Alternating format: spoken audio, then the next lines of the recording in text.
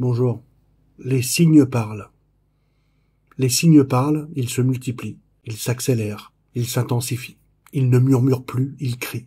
Les Écritures nous avaient prévenus. Vous verrez des nations se dresser contre les nations, des royaumes contre des royaumes. Et sous nos yeux, les ombres se déploient. Les tensions montent, les continents tremblent, les puissances s'affrontent, sans se regarder. Le monde se fissure, comme une terre aride, après une longue sécheresse.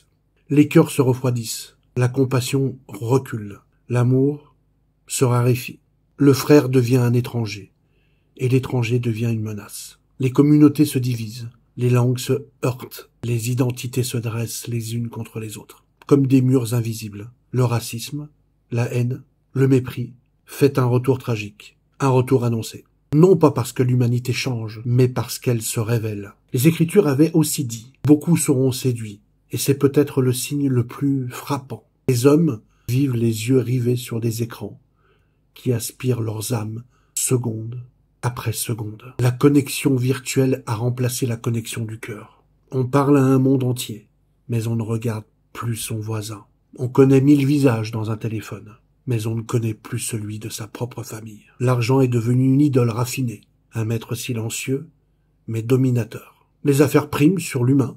Les lois se votent contre les plus faibles. Les systèmes broient les plus fragiles. La société se durcit, comme un sol que plus aucune pluie ne semble pouvoir attendrir. Même les enfants deviennent violents. Des crimes se commettent par des mains qui ne devraient tenir que des crayons.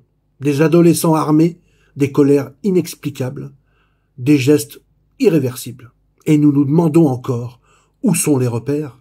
Où est passée la sagesse? Où est la paix? Les prophéties avaient aussi annoncé des temps de confusion, des temps où le vrai se mélangerait au faux, où la lumière et l'ombre se confondraient, où les signes seraient là, mais peu les reconnaîtraient.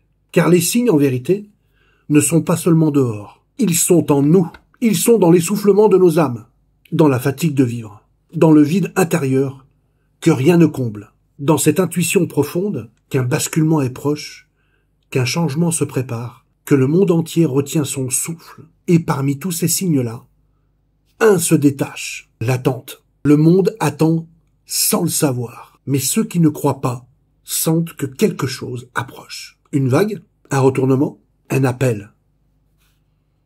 Le Christ avait dit, « Quand vous verrez toutes ces choses, sachez que je suis proche, aux portes. » Et aujourd'hui, les portes vibrent, les portes s'ouvrent, le temps se rétrécit. Les événements s'accélèrent, comme un compte à rebours invisible. Ce ne sont pas seulement des signes, c'est une révélation, c'est une prémonition, c'est un appel pour regarder, pour comprendre, pour s'éveiller, pour se rapprocher de la lumière, pour choisir enfin dans quel camp se placer. Celui de la peur ou celui de l'espérance, celui du monde qui s'effondre ou celui du royaume qui s'élève.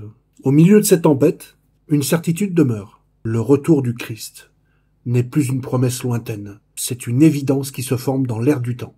L'enlèvement est proche, le monde bascule, l'humanité est à la croisée des chemins. Vous ne pouvez pas dire que c'est pas vrai, vous ne pouvez pas nier ça. C'est écrit dans toutes les écritures religieuses du monde. Et celui qui a des yeux pour voir verra, celui qui a des oreilles pour entendre entendra. Parce que les signes ne sont plus à interpréter, ils sont à vivre parce qu'ils sont là, maintenant. À l'instant où je vous parle. Alors ceux qui ont vu cette vidéo, ceux qui me regardent, ne vous méprenez pas. Sachez une chose, c'est qu'il n'est pas trop tard encore pour croire, pour se repentir et pour reconsidérer sa propre vie. Et je m'adresse à ceux qui vont dire, ou ne serait-ce même penser un seul instant dans leur cerveau, qu'ils sont en train de regarder la vidéo d'un fou. Parce que ça aussi c'est écrit. Celui qui apporte mon nom et qui se fera traiter de fou, sa récompense sera grande, là-haut. Ceux qui ignorent ma parole, je ne vais pas vous citer tous les écrits, mais avoir une croyance, c'est connaître, mais c'est aussi être témoin parce qu'on a ressenti et on a été le témoin visuel ou dans sa propre vie de l'existence du Père Céleste et de son Fils Jésus-Christ.